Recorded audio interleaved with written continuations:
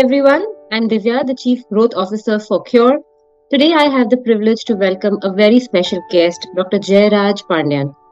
He is a distinguished and highly respected figure in the field of neurology, serving as the professor and head of neurology as well as the principal dean at the Christian Medical College, CMC, Ludhiana, Punjab, India. Dr. Pandya holds the distinguished position of President elect of the World Stroke Organization and has also served as the past president of the Indian Stroke Association. His dedication to stroke research and awareness extends globally, and he has previously chaired the World Stroke Campaign International Working Group of the WSO. He is also a member of the Strategic Advisory Group for Non-Communicable Diseases at the World Health Organization in Geneva. In recognition of his outstanding contributions to the field of stroke, Dr. Pandian was honored with the WSO Global Stroke Services Award in 2020. His work has significantly advanced stroke care services, epidemiology, and thrombolysis in low and middle income countries, making a substantial impact on global healthcare. CMC Ludhiana has been recognized by ICMR as Collaborating Center of Excellence for Stroke Research. Today, we will discuss with him the state of stroke care and the role technology can play in it. Dr. Pandian, thank you so much for taking time to do this interview. Yeah, thank you for giving me this opportunity. It's my pleasure. Thank you. I want to start by asking you, how did you decide at a personal level that you wanted to focus on stroke? Yeah, in the year 1999, I completed my neurology training at Sri Chitra Tirunal Institute for Medical Sciences and Technology, Trivandrum. So when I came back to CMC Ludhiana, I was interested in epilepsy, but simultaneously started looking at stroke. And what I felt was there was a larger need for improving stroke care. When I saw so many patients coming in, young patients, and family members are affected, particularly somebody who's the main earning member of the family, and they have a stroke and they are disabled for life, and then the whole family can be driven to poverty. And at that point in time, in the year 2000 till 2003, there were not many stroke neurologists who were focusing on stroke, and there were not many opportunities in India. So I decided I'll take up this, and then I went to Australia, did my stroke fellowship, and also completed my neurology fellowship there.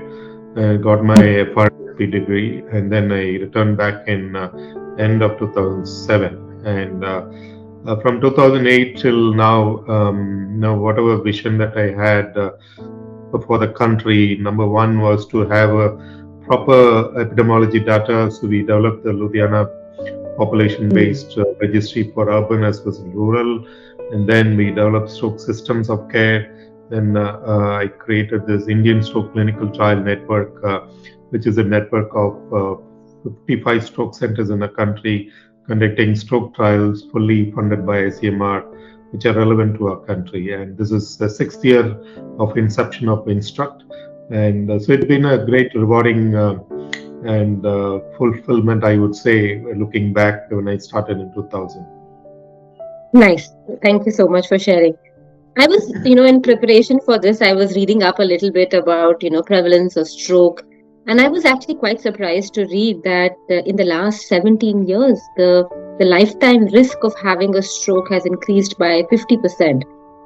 So, they're saying that 1 in 4 people will have a stroke in their lifetime or is likely to have stroke.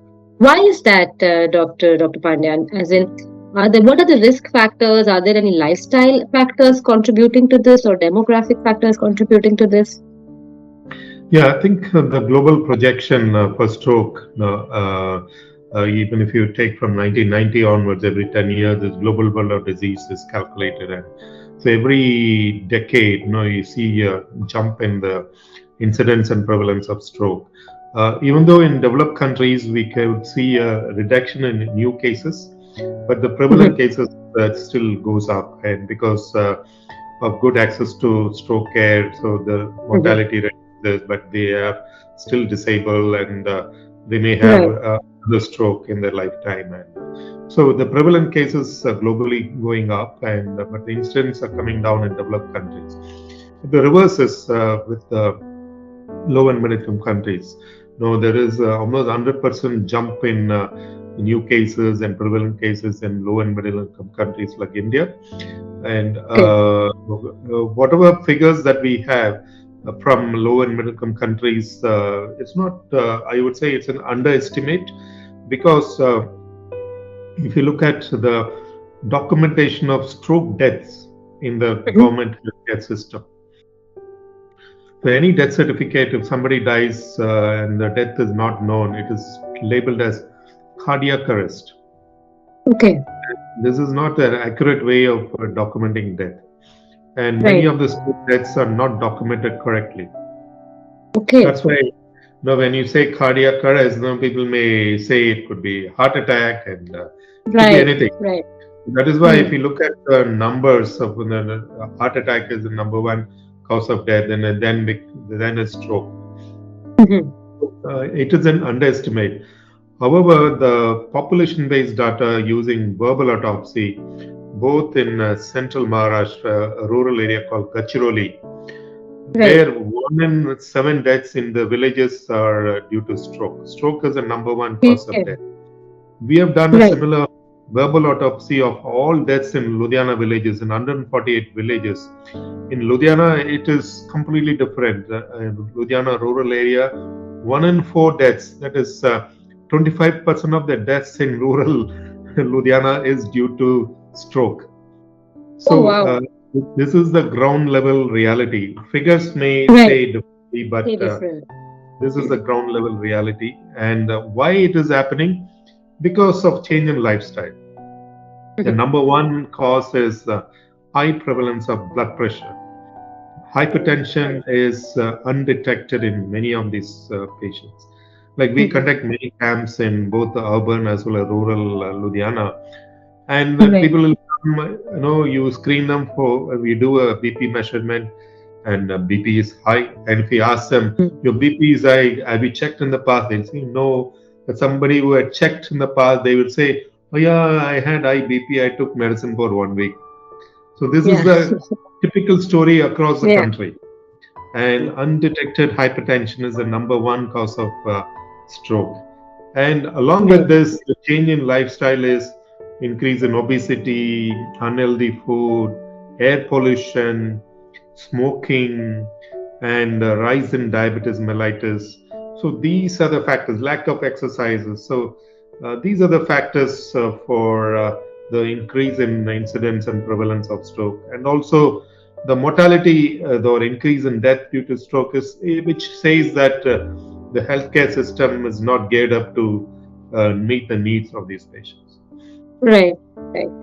That's I think that I think we all can do with a little bit more of awareness about stroke, because many of us associate all of these lifestyle challenges with cardiovascular challenges, and not as much with stroke. So that is eye opening. So while we are talking about this, increasing prevalence and the fact that there is such a high mortality rate, can you speak a little bit to the challenges or the availability of stroke care uh, facilities? Yeah, so if you look at the healthcare system, how it can be ready or geared up to tackle stroke patients. Number one, you need to have a good public awareness of stroke. Then the habit of calling ambulance service in a typical situation, and a good Mm. healthcare system. Then the hospitals should be stroke ready. They should have a CT scanner and trained doctors and nurses and a stroke unit, and they rapidly evaluate this patient in the emergency department. Quick CT Mhm. scan, and try to avoid delays in deciding whether the patient is eligible for clot busting drug injection or thrombolysis or clot retrieving procedures like thrombectomy, and management of these patients in stroke unit, a dedicated area, then starting prevention treatment, rehabilitation, and community integration. This is a typical stroke Mm. continuum of care. So if you look at the components of the stroke continuum of care in our healthcare system, it is lacking. Right.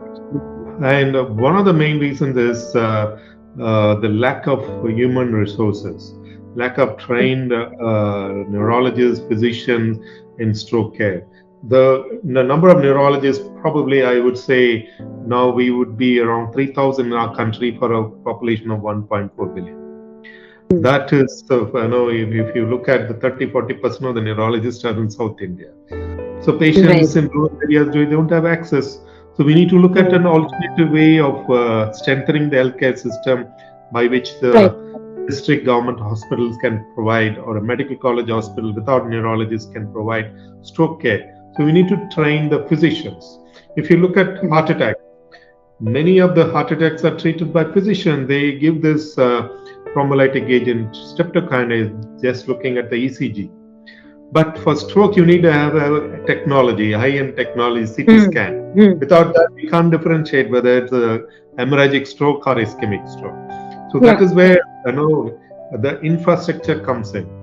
In many of Right. the district government hospitals in our country, there is no CT scanner.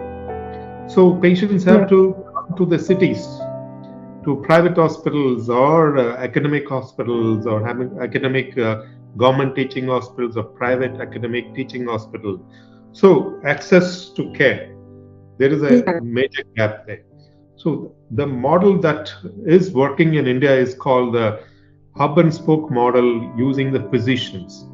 One of our colleagues, Dr. Padma from Delhi, she started in Himachal Pradesh district hospitals, two hubs or medical college hospital where there are neurologists, and they helped through telestroke these district hospitals to rapidly evaluate these patients. The hospitals had CT scan, and the Mhm. thrombolysis, the drug was available free of cost. The stroke Okay. unit was introduced in those hospitals. Similar model we Mhm. have done in Punjab. In Mhm. 2016, we were able to collect good data, and before COVID, there were 5 district hospitals. There were CT scans, and they were managed by physicians. Right. Post-COVID, now the last 2 years, we are able to expand it to 22 district hospitals, and all these district hospitals have CT scans using private-public partnership. So Partnership. that is a lovely model for other states in our country to follow. Government may not have money to put in CT scans, Yeah. and so if you work in this model, many other states can implement this CT scan Got it. based on PPP model, and then stroke care can be strengthened. So Right. there are models available in India, the physician-led model and the hub and spoke model using telestroke. That is where technology comes in, like Yeah. the AI technology, quick Right. evaluation of these images. Automatically, the report is given to the treating doctor. There is no bleeding in the brain. Patient is within 4.5 Simple. hours is Mhm. eligible for thrombolysis. Yeah. Yeah. So what you're saying is that we have to look at alternate models from an infrastructure point of view, with maybe public-private partnerships, hub and spoke kind of setups, and then from a capability element, which is what you had started in the beginning, that resources itself, because we don't have enough neurologists, so there is training. And then, can you maybe speak a bit more to how technology can play a role in this, in the resource gap? So, in the resource gap, the technology, I would say the AI technology, and particularly Qure, and I had the opportunity to be involved from the research side, R&D side, in developing this model as a low-cost AI technology. There are some other technologies available which are pretty expensive. Even I have used in our own center, and so one of my visions was to come up with something low cost where we could drive this not only in India across the country but also in the region, in the Southeast Asia, because most of Yeah. these countries have similar healthcare system. For Yeah. example, with the Punjab hub and spoke model with this PPP, scan is available, but that has to Right. be reported. A stroke patient comes, and Yeah. the treating doctor, the physician who is there in the emergency, he has to get the report. So that takes about 1 hour. Right. Remotely, teleradiology, they are reporting. Yeah. So if a stroke patient comes, you can't wait for 1 hour to get a 1 report. hour. We are Yeah. not the neurologists to take a decision to interpret the scan. Yeah. For us, it's Yeah. different. We look at the scan. Okay, there's no hemorrhage. Yeah. There are some early And signs of time infarct. is so Time is critical in stroke. correct. Yeah. Yeah. In brain. Yeah. So that is where in these remote hospitals, we have Yeah. this technology in place. You have an automated reporting, and you can detect hemorrhage. That is the main thing. And a large Right. infarct you can easily detect. Rest is all clinical examination. Simple Got it. NIHS stroke scale will give you the stroke severity, and immediately you Right. can take the decision. So that is where I Hmm. would say technology will definitely change the stroke care across the country. Got it. Got it.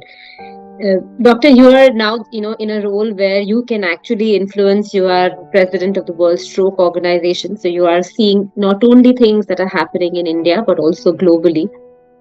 If you had to kind of step back and dream for a bit, where do you want to see the future of stroke care going?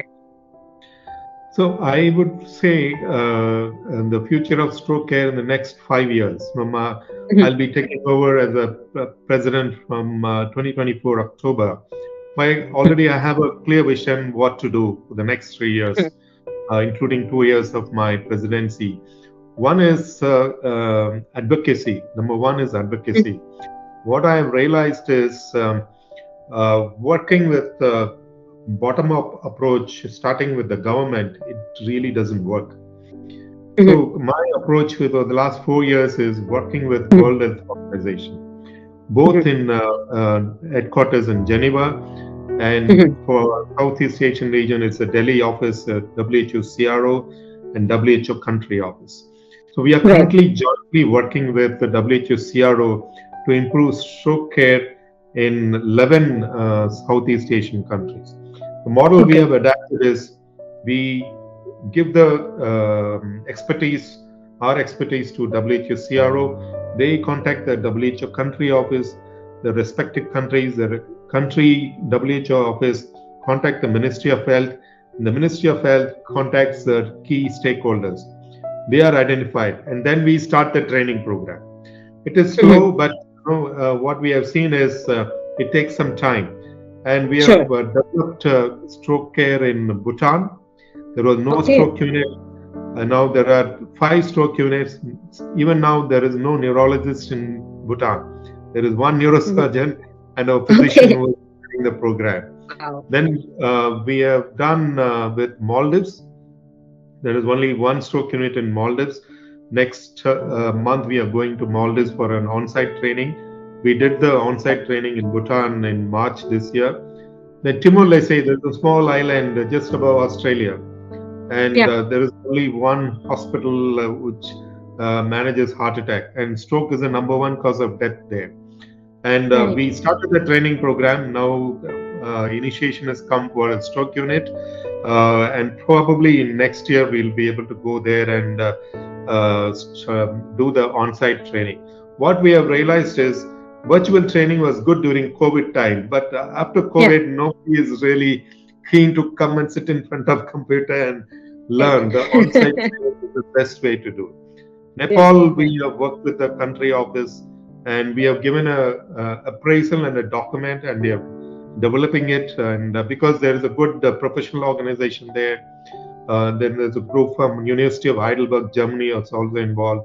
Sri Lanka, it had a very good program, but because of the political turmoil, everything is regressed. So now we have Right. reinitiated the stroke professional organization and the WHO country office and the ministry, and they have come up with a stroke action plan for Sri Lanka. So our Got plan is the next 2 years involve Indonesia, then Bangladesh. Thailand has an excellent program, and they are doing it. extremely well. And Mhm. along with developing stroke care services, we are looking at stroke surveillance. We need to have data. Except Mhm. Thailand and India, none of these countries have reliable incidence and prevalence data. So Right. that is one of our objectives of working with WHO. So the next 3 to 4 years, we are going to work on this advocacy model, which has really worked in this region. my vision is to expand it to other WHO regions and also bring in philanthropy. This is untapped. We have Bill and Melinda Gates Foundation. They are slowly getting into non-communicable diseases. That is Right. one global philanthropic fund which I am planning to access to have demonstration projects in Africa, Asia, because Sure. 2/3 of the population is in Asia, and majority of the strokes occur in Asia and Africa. If we Right. target these continents with a global implementation program of stroke, that would really change the stroke scenario in this region and also reduce the stroke burden 10 years from now. Right. Right. Sounds like you have a very not only a dream or a vision, you're actually going at it with real concrete examples. Really heartening to see the work that you and your team are putting in, Dr. Pandian, and it's very aligned with the vision of driving equity in healthcare. So thank you so much for the time, and look forward to working with you closely. I think our visions are aligned from Qure and what you have in terms of driving equity. Thank you so much, Dr. Pandian.